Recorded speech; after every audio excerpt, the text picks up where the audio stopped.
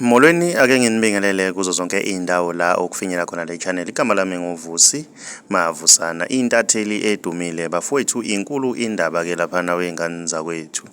Sila esikulethela khona ke indaba ezitrendayo ke lapha wengane zakwethu. Akasekho ke umsakazi wokhozi ubheka mchunu ke lapha. Siyoyazi kakhulu ke lensizwa lapha emsakazweni ukhozi FM yake yasakaza ke usigiya ngengoma kule yaminyaka ke kusanongizwe ke emsakazweni ukhozi FM. Lensizwa ke le soyazi futhi ke lapha isebenza nomavundla ke lapha bafowethu ongumbhali weincwadi. Yaduma kakhulu ke lensizwa lapha ke ikakhulukazi ke lencwadi le kaMavundla ethi unyaka wesethembiso ke lapha bafowethu.